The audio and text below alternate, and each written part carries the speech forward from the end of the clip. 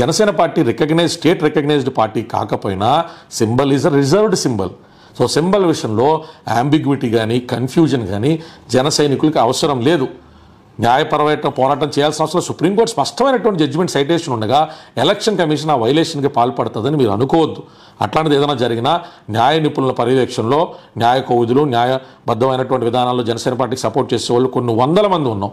ఖచ్చితమైనటువంటి విధానాల్లో దాని మీద తగినటువంటి చర్యలు ఎవరైనా ఏదన్నా ఒకవేళ జనసేన పార్టీ మీద అక్కసుతో ఏదన్నా పార్టీలు కనుక దీనిలో కుట్ర పూనినా దాని గురించి మీరు ఆందోళన చెందాల్సిన అవసరంలా ఈ రోజుకి కూడా Janasena party has got a reserved symbol. నేను ఆ జడ్జిమెంట్ ఆధారితంగా మాట్లాడుతున్న విజయకాంత్ గారి పార్టీకి సంబంధించింది. సో దాంట్లో స్పష్టమైనటువంటి ఎన్నో అద్భుతమైనటువంటి విషయాల్ని ప్రస్తావించింది సుప్రీంకోర్ట్ ఆఫ్ ఇండియా. నమస్తే, నా పేరు Kalyan Dilip Shunkara. Welcome to Common I library.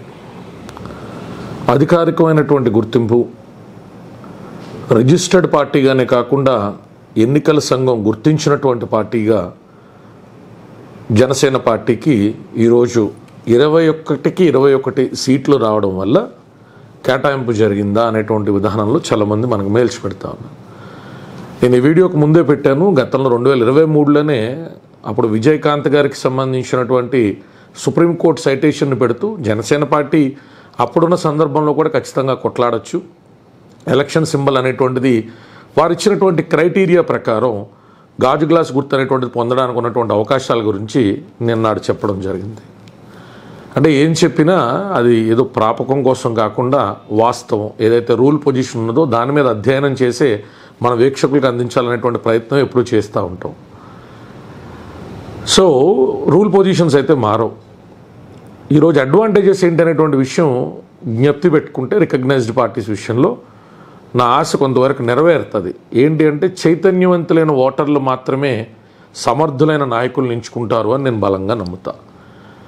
ఎప్పుడైతే ఓటర్ మహాశయుడికి చైతన్యం ఉండదో, కులం, మతం, ప్రాంతం అనేటువంటి విభేదాలు సృష్టించేటువంటి స్వార్థ చింతన కలిగినటువంటి నాయకుల యొక్క వలలో కొట్టుమిట్టాడుతూ ఉంటారో అప్పుడు వారి ఇంటెలిజెన్స్ అనేటువంటిది, వారి జ్ఞానం అనేటువంటిది, ఆ ఓటు వేయాల్సిన చైతన్యం అనేది నాకేం అభివృద్ధి జరుగుతుంది, నా ఇల్లేం బాగుపడుతుంది, నా ఊరేం బాగుపడుతుంది అన్న ఆలోచనలు దాటి ఆ ట్రాప్ గుండా ఆలోచించడం, ఆ మ్యాలిఫైడ్ ఇంటెన్షన్తో ఆలోచించడం అనేటువంటిది మొదలవుతుంది. కాబట్టి ప్రతి సూక్ష్మమైనటువంటి విషయం మీద ఒక ఆటో సోదరుడు, ఒక కార్మిక సోదరుడు, ఒక డైలీ వేజ్ లేబరర్ కింద పనిచేసేటువంటి ఓటర్ మహాశయుడికి కూడా మరి ఎలక్షన్ అంటే ఇదంట, ఓటంటే ఇదంట, జెడ్పీటీసీ ఎన్నికంటే ఇదంట, ఎంపీటీసీ ఎన్నికంటే ఇదంట, ఎమ్మెల్యే ఎన్నిక ఇదంట, ఎంపీ ఎన్నికంటే ఇదంట, ఈ అభ్యర్థిని మనం ఎంచుకోవడం వల్ల మనకి ఈ రకమైన లాభాలు ఉంటాయంట, అభ్యర్థిలో మనం చూడాల్సినటువంటి గుణగణాలు ఇవంట, వారి సమర్థతను అంచనా ఇవ్వాల్సింది ఎలాగంట, ఏదో ఎన్నికల సింబల్ మీద గెలిపించుకుంటే గతంలో మనం పోయినటువంటి నష్టం ఇదంట అని నా శాశ్వతమైన కోరిక రాజకీయ అంశాల మీద మాట్లాడుతున్నప్పుడు ఏంటి అన్నది చెప్పేసి ఈ ఎలక్షన్కి సంబంధించినటువంటి సింబల్ పర్మనెంట్గా రావడం వల్ల అడ్వాంటేజెస్ గురించి మాట్లాడతాను. నా కోరిక ఏంటంటే అభ్యర్థి ఆధారిత రాజకీయాలు రావాలి. డాక్టర్ బాబాసాహెబ్ అంబేద్కర్ కలలు కన్నట్టు అభ్యర్థి ఆధారిత రాజకీయాలు రావాలి, కానీ సింబల్ ఆధారిత రాజకీయాలు కాదు. హస్తం గుర్తు చూడండి ఓటేయండి, గాజు గ్లాస్ గుర్తు చూడండి ఓటేయండి, ఫ్యాన్ గుర్తు చూడండి ఓటేయండి, సైకిల్ గుర్తు చూడండి ఓటేయండి అనేటువంటివి ఎక్కువ కాలం పనిచేయవు. ఎందుకంటే ఆ పార్టీలు పెట్టిన నాయకులకి మంచి ఆలోచనలు ఉండొచ్చుగాక, కానీ రకరకాల రాజకీయ ఒత్తిడిల్లో భాగంగా ప్రతి చోట బలమైన నాయకుడిని ఎంచుకోలేకపోవచ్చుగాక, కానీ ప్రజలు ప్రభుత్వాలు కలిసి పనిచేయడం అంటే స్థానికంగా మంచి నాయకుల్ని గుర్తించి ప్రోత్సహించాల్సిన బాధ్యత పార్టీలదే కాదు, నాయకులదే కాదు, స్థానికులది కూడా. కాబట్టి సామాన్యులు కూడా పలానా మాస్టర్ గారండి, ఆ పలానా డాక్టర్ గారండి, పలానా వ్యక్తి అండి, ఆయన మా సముద్రం మా ఊరి మీద ఆయనకు అవగాహన ఉందండి, ఏదైనా సమస్య అంటే మాకు స్పందిస్తారండి, ఆయన మాకు బాగా చేస్తారు సార్, మాకు అట్లాంటి వ్యక్తి కావాలండి, అసెంబ్లీలో ఆయన మా గురించి పోరాడతారండి, మాకు నిధులు తీసుకురాగలుగుతారండి. ఇదంతా క్యూ సిస్టమ్ కదా, గుర్తుపెట్టుకోండి. ఇదంతా క్యూ సిస్టమ్. ఒక జిల్లాకి కొన్ని నిధులు కేటాయించబడ్డాయనుకో, ఆ జిల్లాలో ఎవడు పవర్ఫుల్ మంత్రి ఉంటే, ఎవడు పవర్ఫుల్ ఎమ్మెల్యే ఉంటే ఆడే ఎక్కువ నిధులు తీసుకెళ్తూ ఉంటాడు. అది హైకమాండ్ దగ్గర ఉన్న లాబింగ్ కాదు, అది కొంత రెబెలియస్గా కనబడ్డా కొట్లాడతాడని బాబు మావాడు కొట్లాడి తీసుకొస్తాడండి, ఆ బ్రిడ్జ్ వచ్చింది పలానోడి వల్లనండి, పలానా రోడ్డు వచ్చింది అతని వల్లనండి, పలానా సమస్య అంటే ఆ పేరు ఆ కీర్తి కండూతి ఉండనివ్వండి, ఆ కీర్తి కండూతి ప్రజలకు మంచి చేయడం నుంచి రాబట్టుకోవాలనుకున్నాడు అనుకో, అంతకంటే మంచి నాయకుడు ఏం దొరుకుతాడు మీకు. కాబట్టి అంతా చైతన్యంతో ఉండండి. ఇప్పుడు coming to the context of the video, సింప్లిఫైడ్గా ఎలక్షన్ కమిషన్ గుర్తించడం వల్ల రికగ్నైజ్డ్ పార్టీగా వచ్చే బెనిఫిట్స్ ఏంటి? రికగ్నైజ్డ్ పార్టీకి వచ్చే బెనిఫిట్స్ ఏంటంటే మొట్టమొదటిగా నామినేషన్ ప్రొసీజర్ అనేటువంటిది సులభకరం అవుతుంది. నామినేషన్ ప్రొసీజర్ అప్పుడు ప్రపోజర్స్ అంటాం కదా, నాగబాబు గారు ఎలక్షన్ అది జరుగుతున్నప్పుడు ఆయనతో పాటు నేను ఉన్నాను, అందుకు నాకు కొంచెం అంతకు ముందుగానే ఆయన ద్వారా కానీ ఈ వ్యవస్థ మీద పూర్తి అవగాహన కదా. నర్సాపురంలో ఆయన నామినేషన్ చేసినప్పుడు I was there with him throughout the campaign. So ఆ ఈక్వేషన్ ఏంటంటే ప్రపోజర్స్ అనేటువంటి వాళ్ళ విషయంలో చాలా అవకతవకలు ఉంటాయి. కొంత తెలివితేటలుండి ఎలక్షన్ ఆఫీసర్ని కొంచెం గట్టిగా అడగలేకపోతే ప్రతి చిన్నదానికి కొర్రీ పెట్టి అవసరం లేని దానికి కూడా ఫైల్ రిటర్న్ చేస్తూ ఉంటారు. అవి చాలా ఉంటాయి, ఇందులో మతలబులు ఉంటాయి. సో ఆ ప్రపోజర్స్ విషయంలో చాలా సులభకరం అవుతుంది. రికగ్నైజ్డ్ పార్టీ విషయంలో ఎలా పడితే అలా ఎవరు వ్యవహరించేటువంటి అవకాశం ఉండదు. ఇంటెన్షనల్లీ ఆర్ అన్ఇంటెన్షనల్లీ ఒక ప్రపోజల్ ఉంటే ఈజియెస్ట్ వేలో నామినేషన్కి వెళ్ళిపోవచ్చు. రెండో అడ్వాంటేజ్ ఏంటంటే ఎలక్టోరల్ రోల్స్ అంటాం మనం, అంటే complaints of list of voters రెండు సీట్లు వస్తాయి రికగ్నైజ్డ్ పార్టీకి. తద్వారా నువ్వు జాబితా వెరిఫై చేసుకోవచ్చు. ఎలక్షనీరింగ్ అంటే ఆషామాషి గారు కదా, కనీసం ఒక సంవత్సరం ముందు నుంచి ఓ నియోజకవర్గం మీద మనకు పట్టు ఉండాలి.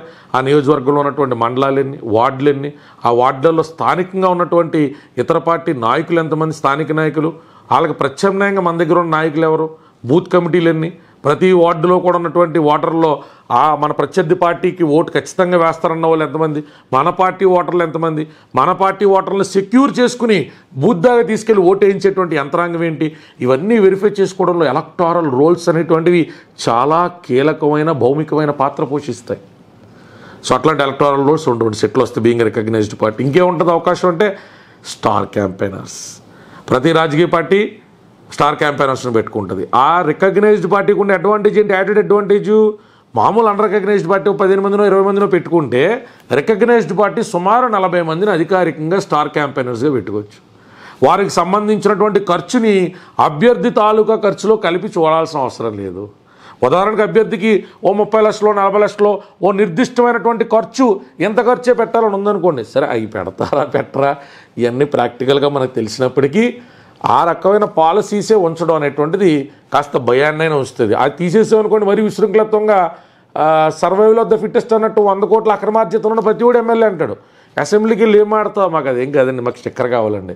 నువ్వు ఎంపీఏ ఏం ఆడతారో, మాకు స్టిక్కర్ కావాలండి, మేము ఏదో 2 నెంబర్ దందా వ్యాపారాలు చేసుకున్నాం, మాకు లోకల్లో పెద్ద రికగ్నేషన్ వచ్చే పని ఏమి చేయలేదండి, అలానా పార్టీలో దూరిపోతే కండి వేసుకుంటూ వచ్చేది కదండి, అంతే. మరి ఎలా వస్తుంది మరి జనం కూడా మనం డబ్బులు తీసుకోకుండా ఓట్లు ఏమయ్యాయి, మరి ఏం చేస్తాం మనం? అప్పుడు అలాంటి వాళ్ళు తీసుకొచ్చి మన అభ్యర్థులు నుంచోబెట్టాల్సి వస్తుంది. ఆడు అసెంబ్లీకి వెళ్ళి ఏమి మాట్లాడు, పడుకుంటాడు, లేకపోతే బిఎఫ్లు చూస్తాడు, కానీ మనం ఆడనే పెట్టుకుంటాం. ఎందుకు పెట్టుకుంటాం అంటే అంతే మనం ఎదవలం కదా, అందుకే అలాంటివి ఎందుకు. కానీ సో అందుకని విషయం ఏంటంటే రికగ్నైజ్డ్ పార్టీ కింద స్టార్ క్యాంపెయినర్ ఖర్చు కూడా ఇందులో మామూలుగా కూడా ఖర్చు ఏం కలిపి చూపించరు, కాదు కొన్ని అడ్వాంటేజెస్ కింద ఇస్తారు.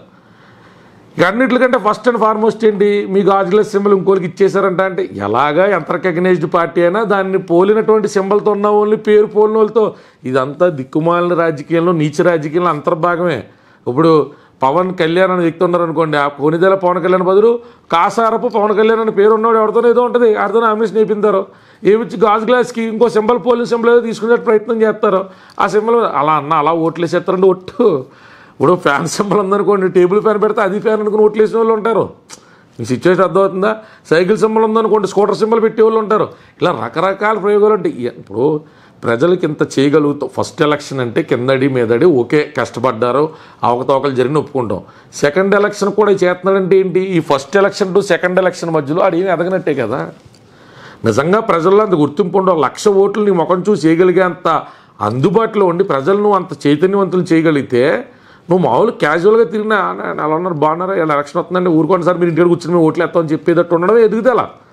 ఈడెక్కడికి వెళ్తాడు, హైదరాబాద్ వచ్చో ముంబై వచ్చో బెంగళూరు వచ్చి సరదాగా ఎంజాయ్ చేస్తాడు, మళ్ళీ వెళ్తాడు. ఆ స్టేటస్ కో ఎంజాయ్ చేయడం కోసం పొలిటీషియన్స్ అయిన వాళ్ళు స్టేట్స్మెన్ల కింద వాళ్ళు కన్వర్ట్ అవ్వలేరు కదా. So coming back to the point, మనం ఆలోచించాల్సిందల్లా రికగ్నైజ్డ్ పార్టీ అయినా అన్రికగ్నైజ్డ్ పార్టీ అయినా చిన్న చిన్న పొరపచ్చాలు ఉన్న అతిపెద్ద advantage symbol allocation will be permanent. ఆ సింబల్ కోల్పోయేటువంటి తక్కువ స్థాయికి ఎలక్షన్ చేసే వరకు కూడా మళ్ళీ అది ఫ్రీ సింబల్ లిస్టులోకి వెళ్ళేదాకా కూడా ఆ ఎలక్షన్కి ఇంకా సింబల్ విషయంలో ఇబ్బంది లేకుండా బ్యానర్లు వేయించుకుంటారో, ప్రజల్లో నోటెడ్ చేయించుకుంటారో. గ్లాసు అంటే జనసేన, గ్లాసు అంటే జనసేన, జనసేన అంటే గ్లాస్ అన్నట్టు రిజిస్టర్ చేయించుకోవడానికి కేర్ ఫ్రీగా క్యాడర్ దూసుకెళ్ళేటువంటి అవకాశం ఉంటుంది. అది రాయలసీమ కానివ్వండి, ఉత్తరాంధ్ర కానివ్వండి, ఉభయ గోదావరి జిల్లాలు కానివ్వండి, కృష్ణా గుంటూరు కానివ్వండి, ప్రకాశం కానివ్వండి, ఒంగోలు కానివ్వండి, రాష్ట్రం మొత్తంలో ఉన్నటువంటి 175 నియోజకవర్గాలు ఒకవేళ భగవంతుడి దేవాలు పెరిగితే 225 నియోజకవర్గాల్లో కూడా దూసుకెళ్ళి ప్రచారం చేసుకోవడానికి అవకాశం ఉంటుంది. సో ఆ రికగ్నైజ్డ్ పార్టీ యాడెడ్ అడ్వాంటేజ్ని జన సైనికులు సద్వినియోగపరుచుకుంటారని, తమ పార్టీని 21 స్థానాలు కాకుండా అన్ని స్థానాల్లో కూడా సుస్థిరపరుచుకునేటువంటి ప్రయత్నం చేస్తారని, అన్ని స్థానాల్లో కూడా బలమైన నాయకత్వాన్ని తయారు చేసుకుని ప్రస్తుత పార్టీలకు ప్రత్యామ్నాయ పార్టీలుగా ఎదుగుతారని, ఒంటరిగా పోటీ చేసి అత్యధికమైన సీట్లు కూడా వస్తాయి అని నేను బలంగా నమ్ముతున్నా. ఈరోజు ఆన్ రికార్డ్ ఆ విషయాన్ని మీకు చెప్తున్నా.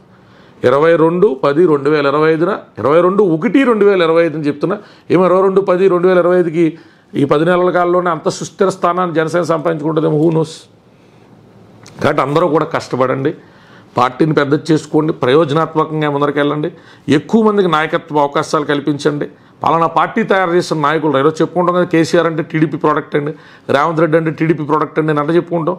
ఇప్పుడు జగన్మోహన్ రెడ్డి అంటే కాంగ్రెస్ లైనేజ్ అండి అని ఎందుకు చెప్పుకుంటాం. కాంగ్రెస్ పార్టీలో వాళ్ళ ఫాదర్ 30 years నాయకుడిగా ప్రోగ్రెస్ అవ్వడానికి ఒడిదుడుకులు ఉన్నా నాయకత్వం ఎంతో కొంత అవకాశం కల్పించింది. అట్లాంటి stern and strong leaders Janasena నుంచి కూడా పుట్టుకు రావాలి అని, జనసేన ప్రోగ్రెసివ్గా ముందరికి వెళ్ళాలని ఒక శ్రేయోభిలాషిగా కోరుకుంటూ సెలవు తీసుకుంటున్నాను. జై భీమ్, జై భారత్.